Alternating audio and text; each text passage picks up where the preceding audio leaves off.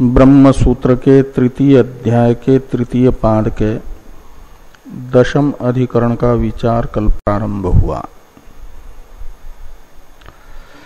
समानाधिकरण नामक इस अधिकरण के संक्षिप्त स्वरूप को बताने वाले वैयासिक न्यायमाला के दोनों श्लोकों का विचार कल संपन्न हुआ।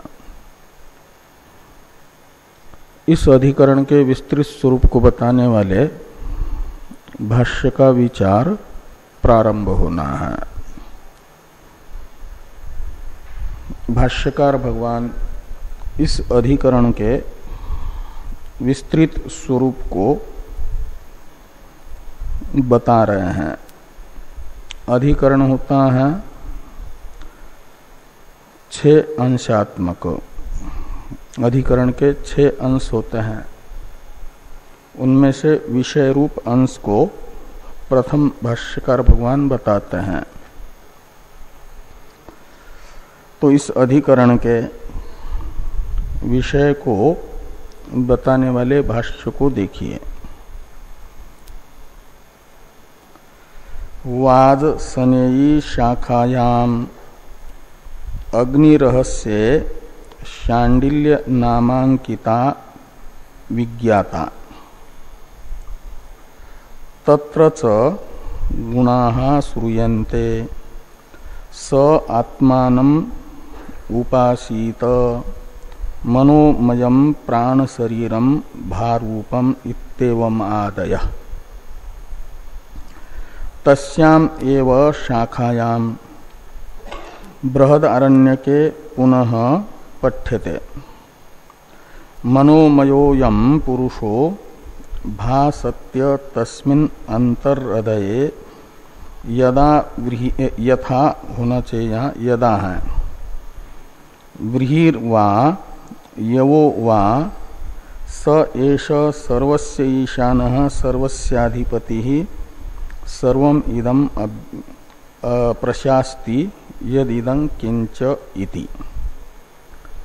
ये है इस अधिकरण के विषय रूप अंश को बताने वाला भाष्य। यजुर्वेद की वाजस्नेही शाखा में अग्निरहस्य ब्राह्मण नामक प्रकरण में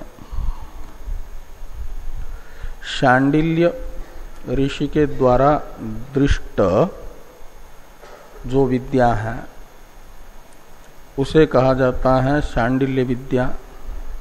शांडिल्य नाम अंकिता विद्या। शांडिल्य नाम है जिस विद्या का चिन्ह, उस विद्या को कहा जाता है शांडिल्य। जैसे कौशल विद्या, शांडिल्य विद्या, भूमा विद्या, सद विद्या इत्यादि विद्या के नाम होता है ना। तो ये शांडिल्य विद्या, ये विद्या का नाम क्यों पड़ा? तो कहते हैं शांडिल्य ऋषि के द्वारा यह विद्या प्रकाशक जो वेद वाक्य हैं वे दृष्ट हैं। वेद वाक्य के दृष्टा ऋषि हुआ करते हैं। तो शांडिल्य विद्या के स्वरूप को प्रकाशित करने वाले वाक्यों के दृष्टा ऋषि हैं शांडिल्य। इसलिए इसे कहा जाता है शांडिल्य विद्या। और भाष्य में भाष्यकार भगवान ने कहा शांडिल्य नामांकिता विद्या। तो शांडिल्य यह नाम है अंकित जिस विद्या के साथ, जिस विद्या में, उस विद्या को कहा जाता है शांडिल्य नामांकिता विद्या। वह विद्या अग्नि रहस्य ब्राह्मण में पढ़ी गई है। विज्ञाता यानी पठिता।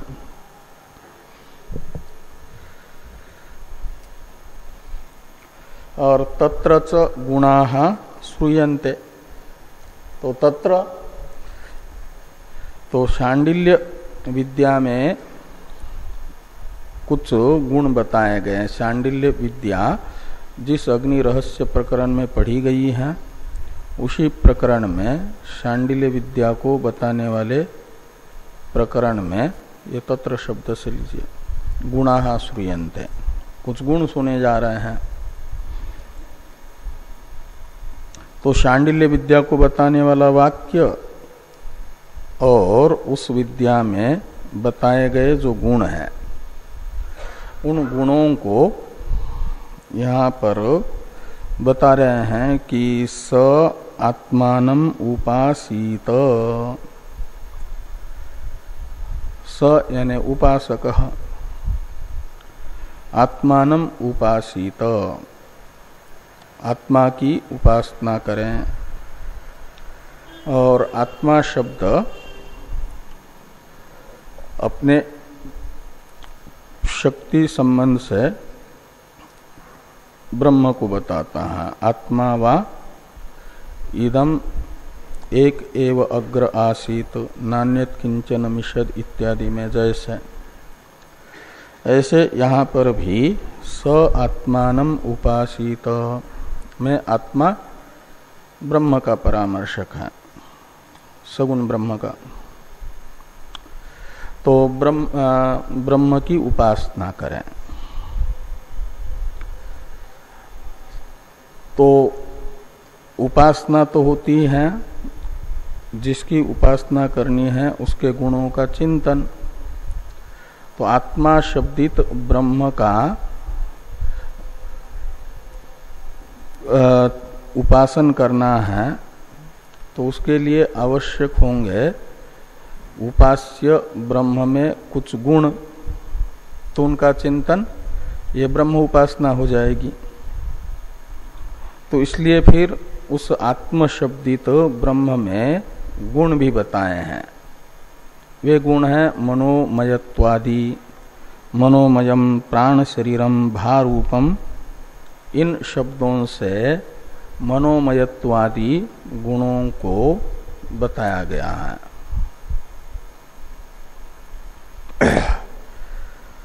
तो वाजस्नेही ब्राह्मण में, वाजस्नेही शाखा के अग्नि रहस्य ब्राह्मण में स आत्मान उपासित मनोमयम प्राण शरीरम भारूपम इत्यादि वाक्य में शांडिल्य विद्या का पाठ है और वहाँ उस विद्या में कुछ गुण भी बताए हैं मनोमयत्वादि।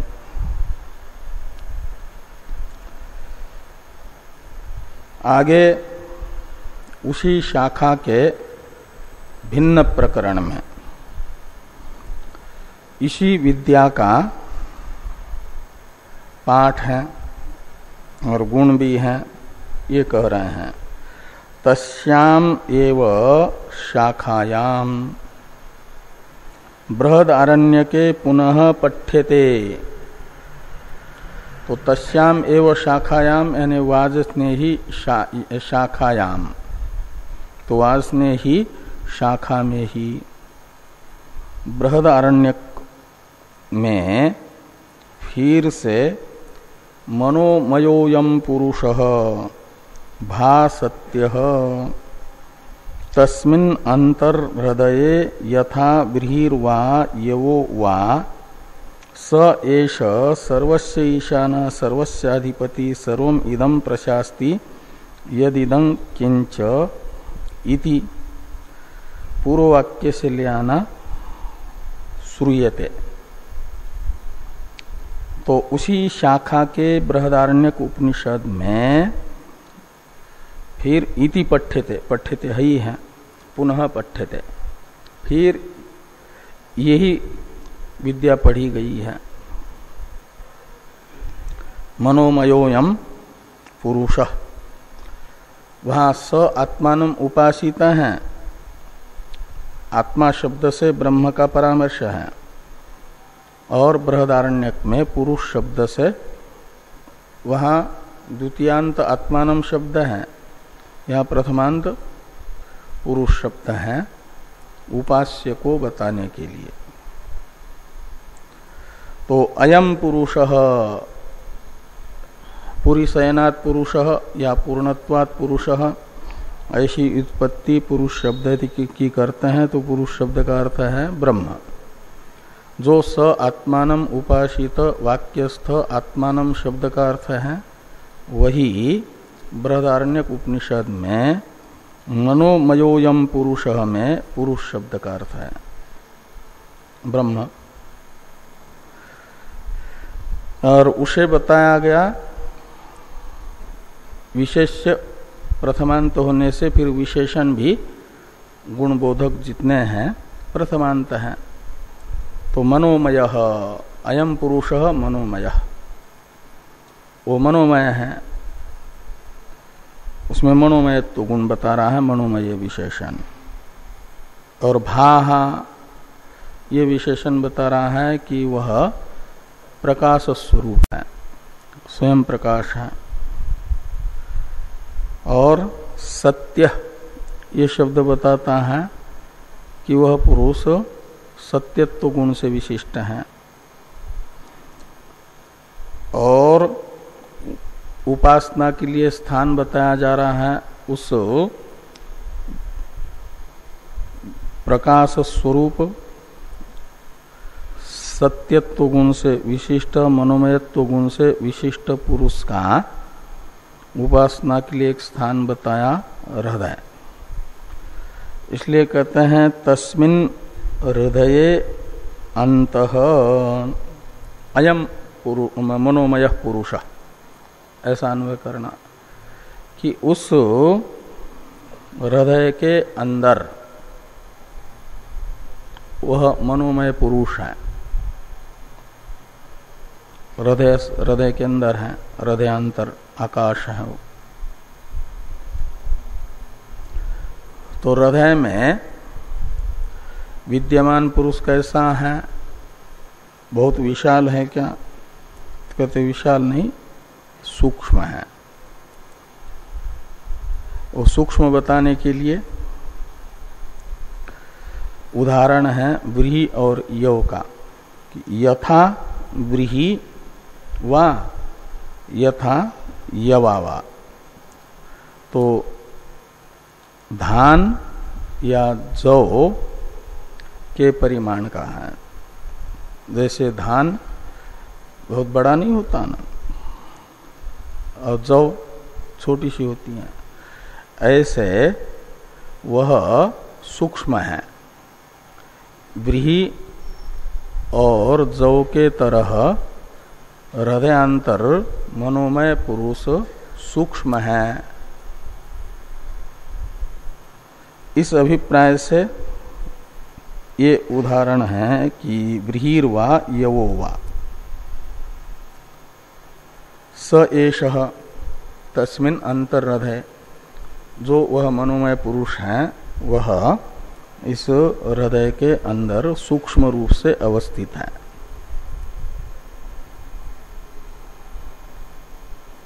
और भी गुण बताएं कि वह सर्वस्य ईशान है, सर्वेश्वर है। ईशान का अर्थ है ईश्वर, ईश्वर है नियामक, सबका नियंता है, सर्वनियंत्रित्व गुण बताया। और सर्वस्य अधिपति, सबका वो अधिष्ठाता है। और सर्वम इदं प्रशास्ति यदिदं किंच, जो कुछ भी प्रत्यक्षादि प्रमाणों से प्रतीयमान संसार है, जगत है, वो सारे जगत का वह नियामक है, प्रशासक है। तो यदिदं किंच तत् सर्वम प्रशास्ति, सबका प्रशास्ता है, सर्व प्रशास्त्रित्व गुण बताया है। प्रशास्ति का अर्थ होता है शासक, अनुशासक, नियामक। सबको अपने शासन में रखता है, किसी को भी अपने शासन का उल्लंघन नहीं करने देता, नियम में रखता है। हाँ, सगुण उपास्य ब्रह्म है तो सगुण है। उपास्य ब्रह्म जो है सगुण है। तो बृहदारण्यक उपनिषद में भी उसी ब्रह्म की उपासना बताई गई है। अग्नि रहस्य ब्राह्मण में जिस ब्रह्म की उपासना बताई गई है। भाष्य में जो पहली पंक्ति में शांडिल्य नामांकिता एक विद्या का विशेषण था ना, उसका अर्थ करते हैं टीकाकार, शांडिल्येन दृष्टा, यानी शांडिल्य नामक ऋषि के द्वारा दृष्ट जो विद्या है, इस संसार में प्रथम विद्या का स्वरूप जिस ऋषि के बुद्धि में अभिव्यक्त हुआ समाधि अवस्था में, वे ऋषि शांडिल्य ऋषि हैं। इसलिए उन्हें कहा जाता है, जो मंत्र जिस ऋषि के समाधि अवस्था में बुद्धि में अभिव्यक्त होता है, माना जाता है उस मंत्र का दृष्टा वे हैं ऋषि। तो इस विद्या का पूरा स्वरूप समाधि अवस्था में शांडिल्य ऋषि के बुद्धि में अभिव्यक्त हुआ, इसलिए इस विद्या के दृष्टा माना जाता है शांडिल्य ऋषि को। और विद्या का नाम कहीं वक्ता के नाम से, कहीं श्रोता के नाम से, कहीं विषय के नाम से होता है। उपकोशल विद्या श्रोता के नाम से प्रसिद्ध हुई, तो शांडिल्य ऋषि ने इस विद्या का स्वरूप पहले अपने समाधि अवस्था में देखा, उनके बुद्धि में स्पष्ट हुआ, तो उन्होंने वैसी ही उपासना अपने शिष्यों को बताई, इसलिए उपदेष्टा हुए, दृष्टा और प्रथम उपदेष्टा भी। इसलिए उन्हीं के नाम से इस विद्या का नाम पड़ा। जैसे बृहदारण्यक उपनिषद के द्वितीय अध्याय के ब्राह्मण का नाम है एक अजातशत्रु ब्राह्मण, पहला ब्राह्मण है, ये दूसरा ब्राह्मण अजातशत्रु ब्राह्मण है। वो शुरू में तो श्रोता है, बाद में तो वक्ता है अजातशत्रु। और वो जो बालाकी हैं, वे तो जिज्ञासु बन करके पूछते हैं, तो उनके नाम से वो ब्राह्मण का नाम हुआ। मैत्रेय ब्राह्मण श्रोता के नाम से हुआ नाम। ऐसे इस विद्या का नाम शांडिल्य विद्या ये पड़ा। तो शांडिल्य ऋषि के नाम से युक्त विद्या शांडिल्य विद्या कहलाती है। और उस विद्या के साथ शांडिल्य ऋषि का नाम कैसे जुड़ा, इसे बताने के लिए कहा गया कि शांडिल्येन दृष्टा तन्नामना अंकिता इति शांडिल्य नामांकिता, ऐसा ही करना। बृहदारण्यक उपनिषद का जो वाक्य बताया है, मनोमयोयम पुरुषो भासत्य इत्यादि, उसमें तस्मिन अंतर्हृदय इसका अर्थ कर रहे हैं। तो अंतर्हृदय व्रीह्यादिवत सूक्ष्म तिष्ठति इत्यर्थ। ये जो मनोमय पुरुष है वह रहता है कहाँ, तो हृदय में रहता है, हृदयांतर रहता है, हृदयांतर आकाश उसका स्थान है। तो हृदय अंतर हृदय व्रीह्यादिवत और यथा व्रीर्वा यवो वा, इसका अर्थ कर दिया व्रीह्यादि की तरह। व्रीह्यादि का क्या साम्य लेना है, तो सूक्ष्मता, इसलिए कहा कि व्रीह्यादिवत सूक्ष्म तिष्ठति। तिष्ठति इस क्रियापद का अध्यार कर दिया है, मूल मंत्र में नहीं है ना। अब इतना भाष्य वाक्य है, समानाधिकरण के विषय को बताने वाला वाक्य, विषयात्मक अंश बता दिया, और इन्हीं वाक्यों को विषय बना करके जो संशय होता है इन वाक्यार्थ के विषय में, उस संशय को बताया जा रहा है तत्र संशय इत्यादि भाष्य से। तत्र संशय इत्यादि भाष्य की अवतरण टीका है। टीका को देखिए तो अभ्यास प्रत्यभिज्ञाभ्याम संशयम आह तत्रेति। तो अभ्यास कहते हैं पुनरुक्ति को। तो अभ्यास यानी पुनरुक्ति और प्रत्यभिज्ञा, ये दो हैं संशय के हेतु। तो पुनरुक्ति तथा प्रत्यभिज्ञान होने के कारण संशय होता है, जो वो संशय बताया जा रहा है। संशय में भी हेतु होता है ना, निर्हेतुक निर्निमित्तक संशय नहीं होता, संशय का भी कोई कारण होना चाहिए। तो ये जो बृहदारण्यक तथा अग्नि रहस्य ब्राह्मण के वाक्य हैं, इनके अर्थ के विषय में संशय क्यों हो रहा है? तो कहते हैं पुनरुक्ति तथा प्रत्यभिज्ञा ये संशय के कारण हैं दो। इन्हीं दो के कारण संशय हो रहा है। तो अभ्यास प्रत्यभिज्ञानाभ्याम संशयम आह तत्र इत्यादि से। तो भाष्य को देखिए, तत्र संशय किम इयम एका विद्या अग्नि रहस्य बृहदारण्यकयोः गुणोपसंहारश्च, एक कोटि है संशय अंतपाती।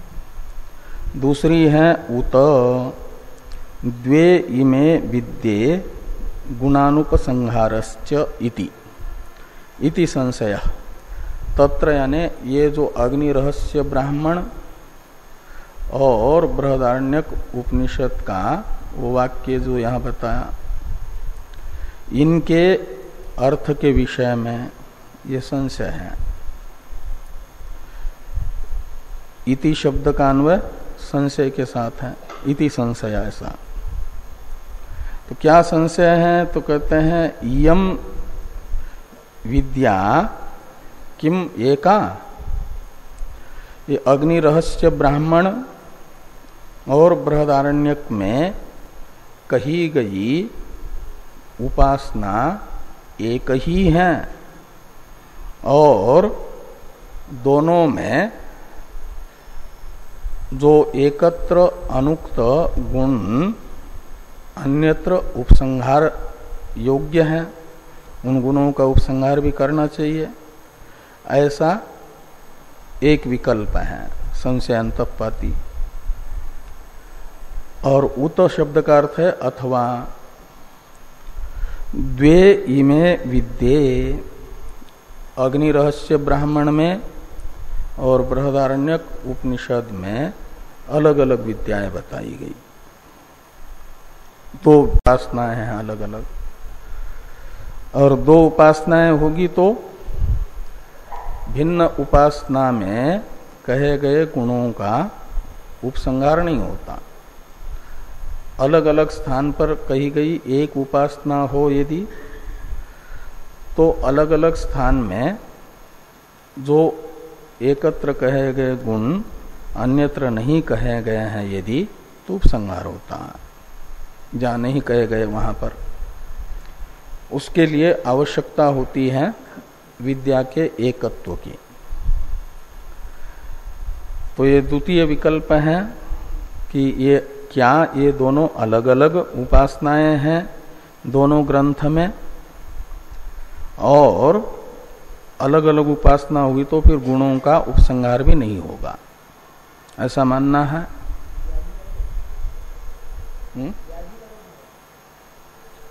क्या वेदीकरण? वेदीकरण का मतलब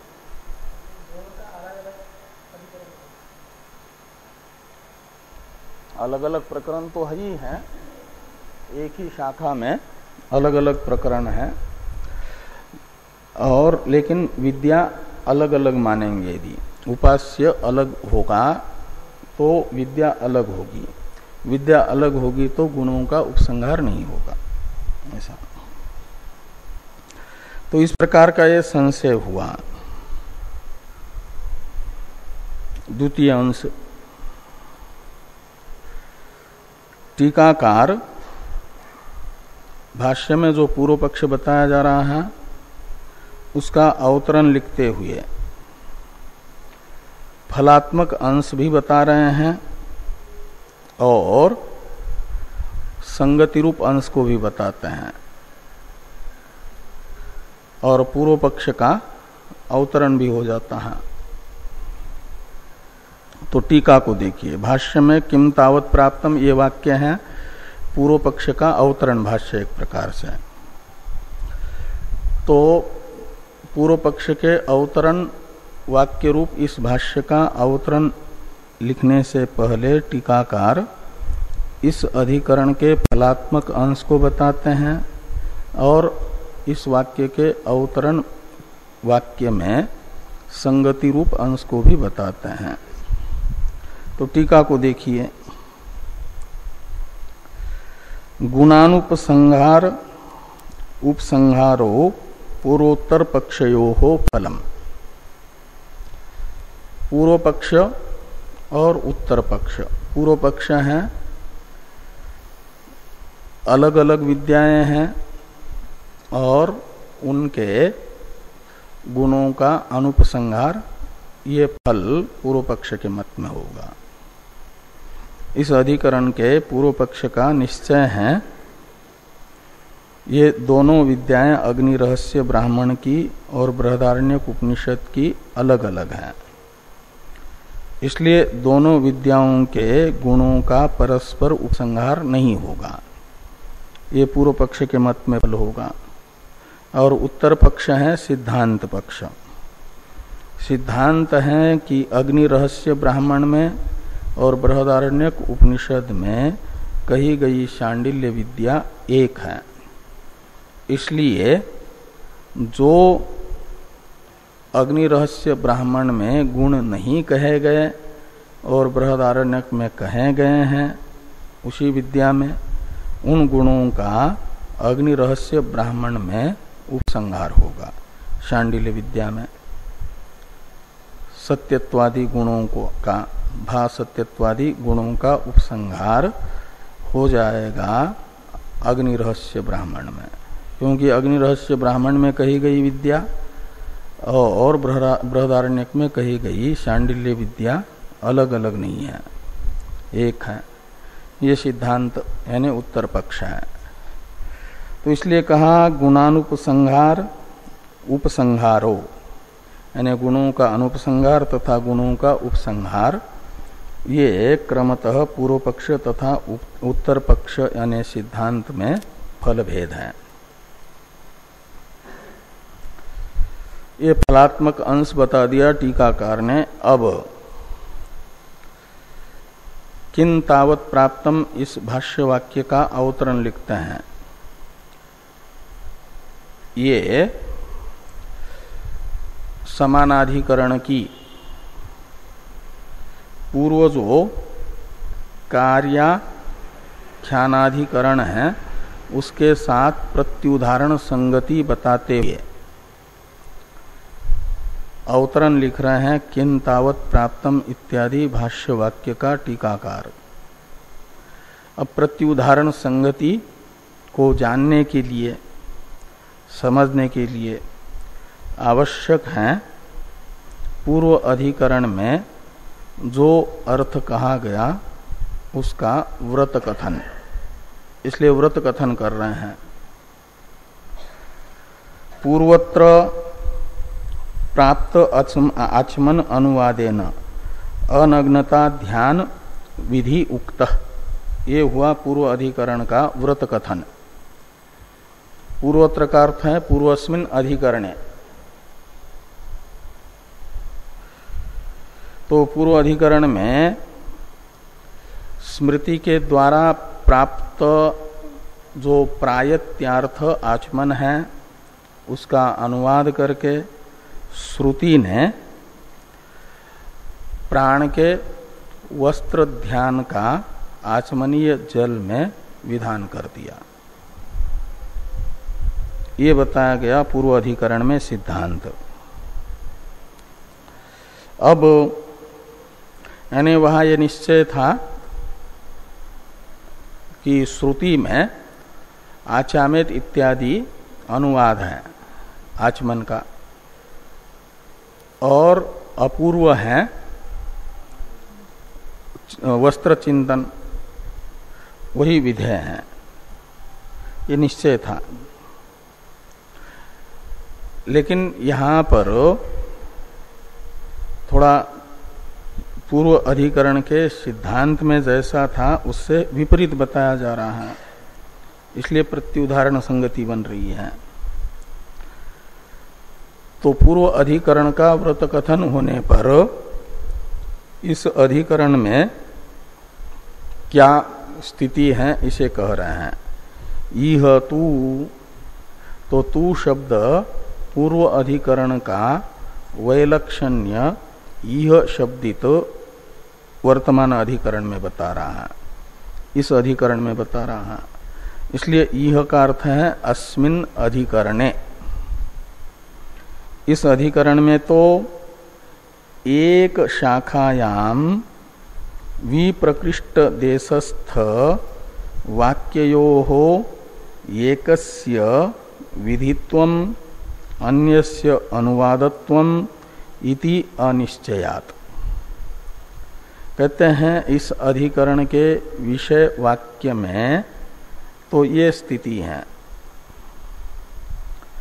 कि कोई निश्चय नहीं है, अनिश्चय है। एक शाखायाम यानी एक ही शाखा के अलग अलग प्रकरण के दो वाक्य इस अधिकरण के विषय हैं। इसलिए एक शाखायाम विप्रकृष्ट देश शब्द से लेना अलग अलग प्रकरण, अग्नि रहस्य ब्राह्मण और बृहदारण्यक उपनिषद, ये हैं विप्रकृष्ट देश। और उसमें स्थित वाक्य जो यहाँ पर उदाहरण के रूप में बताए, विषय के रूप में, उन वाक्यों में एक विधि वाक्य होगा, दूसरा अनुवाद होगा, ऐसा निर्णय न होने से एकस्य वाक्ययोः ये निर्धारण अर्थ में षष्ठी या सप्तमी मान लो। तो एक ही शाखा के अलग अलग प्रकरण के दो वाक्यों में से एक वाक्य विधि है, दूसरा अनुवाद है, ऐसा निश्चय न होने से अनिश्चयात्। द्वयोरपि विद्या विधित्वम, इसलिए पूर्व पक्षी मान रहे जब निश्चय ही नहीं है, इन अग्नि रहस्य ब्राह्मण विद्या का विधायक है या बृहदारण्यक का वाक्य विद्या का विधायक है, ये निश्चय नहीं है इनमें से कौन सा विधि है कौन सा अनुवाद है। तो ये निश्चय न होने से दोनों वाक्यों को शांडिल्य विद्या का विधायक मान लिया जाए। अग्नि रहस्य ब्राह्मण के वाक्य को भी और बृहदारण्यक उपनिषद के वाक्य को भी शांडिल्य विद्या का विधान करने वाला वाक्य माना जाए। तो अनिश्चयात् द्वयोरपि यानी द्वयोरपि वाक्यो, ऐसा लगा, दोनों वाक्यों में विद्या विधित्वम, दोनों वाक्य शांडिल्य विद्या के विधायक हैं। ये पूर्व पक्ष का निश्चय है। तो 2 बार शांडिल्य विद्या का विधान होगा तो पुनरुक्ति हो जाएगी और उस पुनरुक्ति को सार्थक करना है। एक विद्या होगी तो 2 बार विधायक वाक्य नहीं आना चाहिए एक ही शाखा में। एक ही शाखा में 2 बार विधायक वाक्य आया है तो मानना पड़ेगा कि अग्नि रहस्य ब्राह्मण में कही गई शांडिल्य विद्या अलग है और बृहदारण्यक उपनिषद में कही गई शांडिल्य विद्या अलग है, ऐसा मानते हैं। तो अग्नि रहस्य ब्राह्मणस्थ वाक्य को और बृहदारण्यक उपनिषदस्थ वाक्य को विधि वाक्य मानना सार्थक हो जाता है, पुनरुक्ति अर्थवती होती है। इस अभिप्राय से पूर्व पक्षी कह रहे हैं, ये पूर्व पक्ष का यह निश्चय है कि दोनों वाक्य शांडिल्य विद्या के विधायक हैं। ऐसा पूर्व पक्ष का निश्चय होने से पूर्व अधिकरण का जो सिद्धांत है उसमें तो एक विधि वाक्य था, दूसरा अनुवाद था। यहाँ दोनों के दोनों विधि वाक्य हैं तो विपर्य है, इसलिए प्रत्युदाहरण संगति बनेगी। तो कहते हैं इति प्रत्युदाहरणेन, ये प्रत्युदाहरण संगति पूर्व अधिकरण के साथ इस अधिकरण की है। पूर्व पक्षयति, तो जहां ऐसा पूर्व अधिकरण के सिद्धांत से विपरीत अर्थ को बताने के लिए पूर्व पक्ष उत्तर अधिकरण का प्रारंभ होता है, तो उत्तर अधिकरण की पूर्व अधिकरण के साथ प्रत्युदाहरण संगति बन जाती है। तो प्रत्युदाहरणेन पूर्व पक्षयति किन तावत इति। तो भाष्य को देखिए, किन तावत प्राप्तम,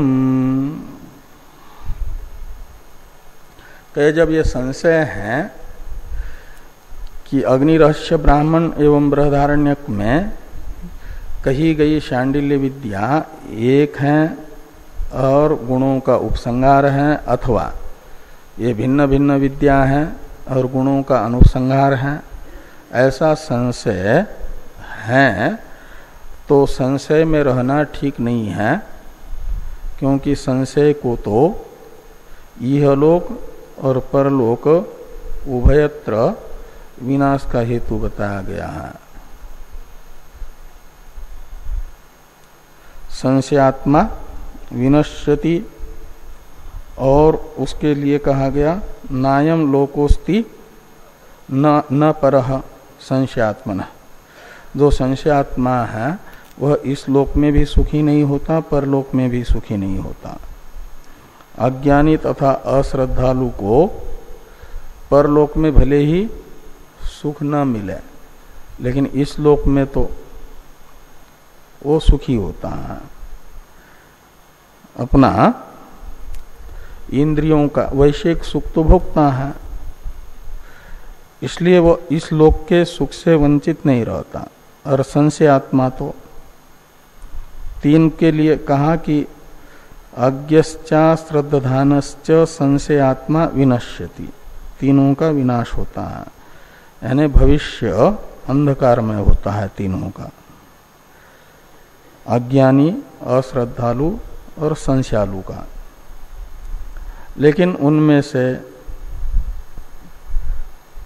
नायम लोकोस्ति न परह संशयात्मन, ऐसा क्या आता है? संशयात्मा विनश्य, अज्ञश्चा श्रद्धानश्च संशयात्मा विनश्यति, और है नायम लोको न परह संशयात्मन, ऐसा आता है। न सुख संशयात्मन, उसको इस लोक में और परलोक में दोनों जगह सुख नहीं मिलता।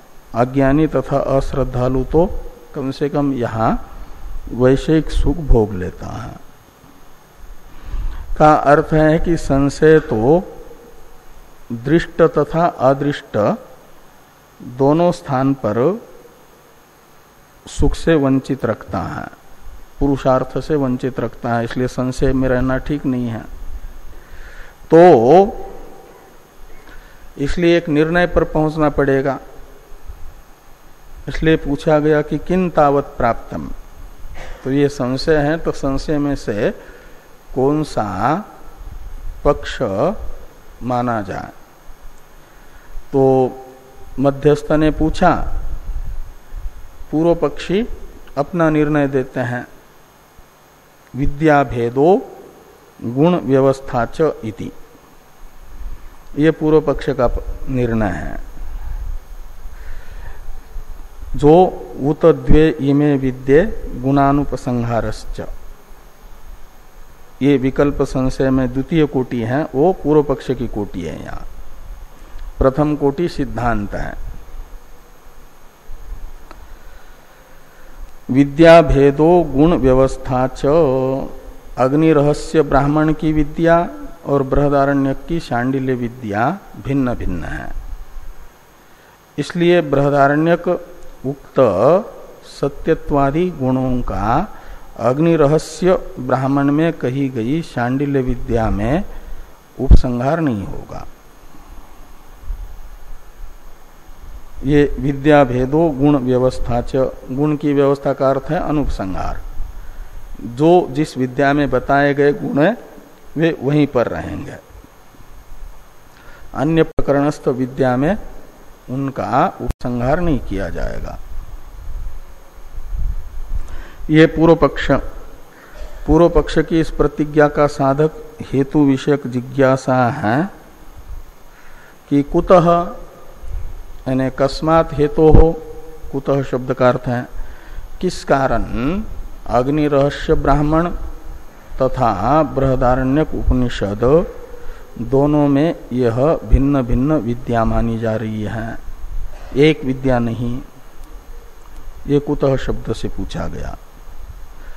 पूर्व पक्षी अपनी प्रतिज्ञा का साधक हेतु बताते हैं पौनरुक्त्य प्रसंगात। यदि एक विद्या मानेंगे तो पुनरुक्ति होगी, तो पुनरुक्ति दोष को वेद में मानना उचित नहीं है। एक ही शाखा में दो बार एक ही विद्या का विधान अनुचित है। दो बार एक ही विद्या का विधान मानेंगे, एक ही विद्या का कथन करेंगे तो पुनरुक्ति दोष होगा।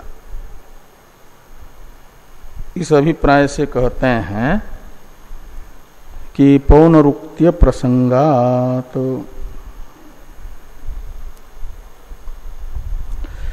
ये पौनरुक्ति प्रसंगात सूत्रात्मक जो हेतु है पूर्व पक्ष का, इसका विवरण भाष्य है भिन्नासु ही शाखासु इत्यादि।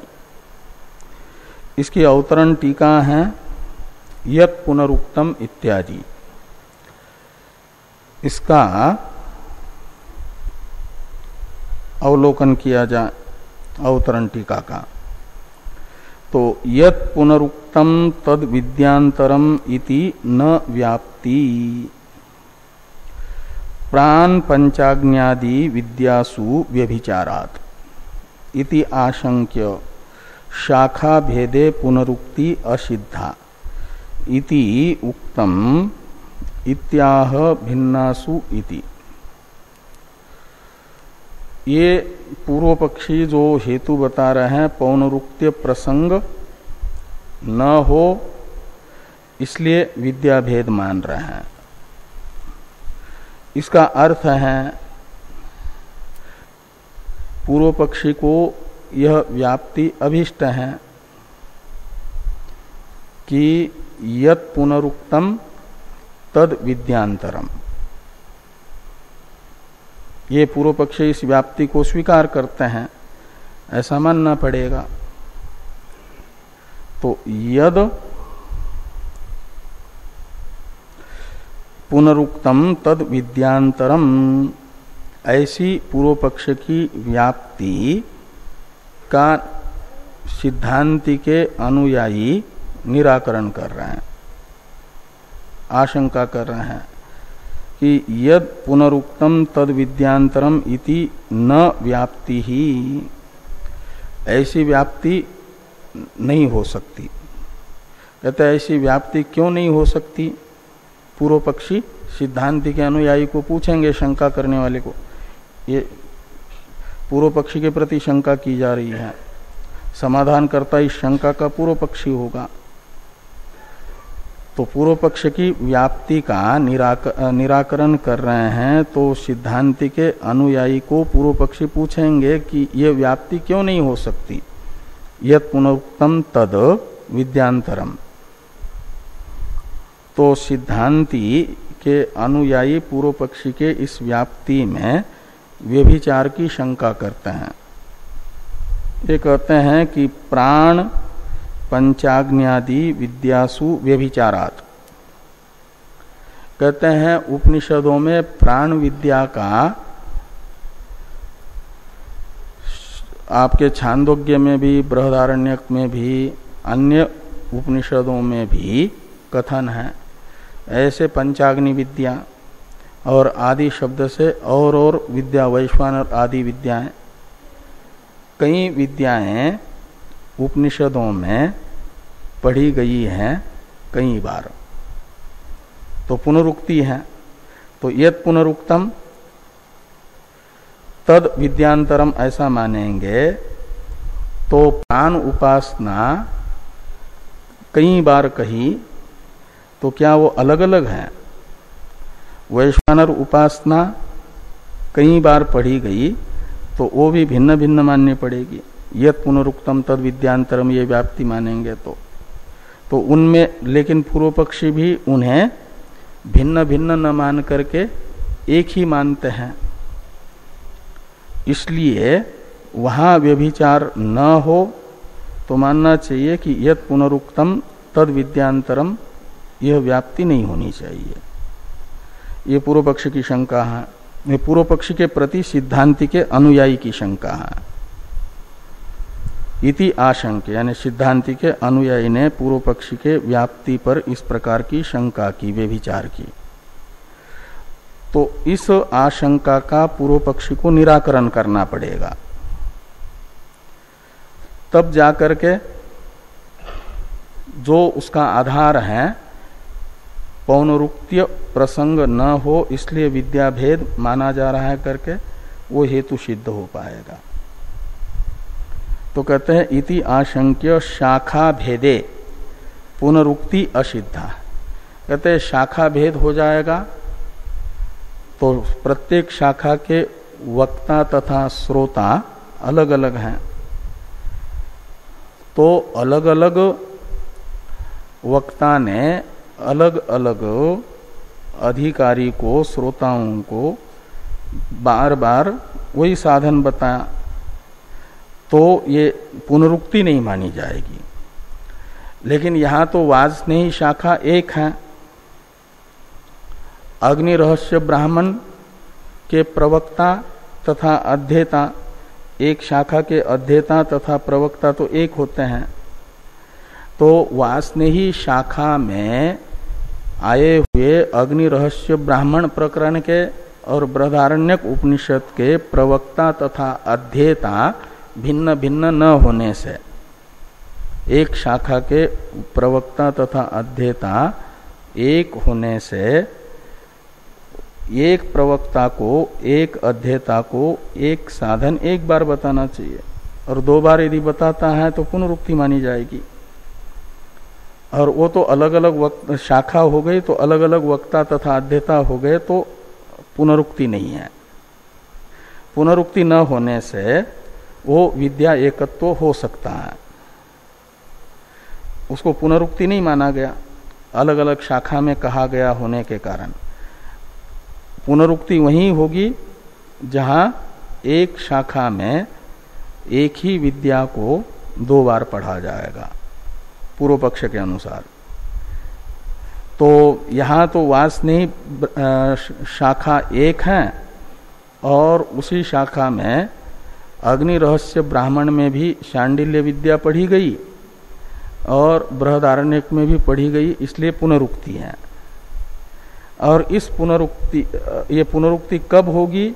एक विद्या मानेंगे तो।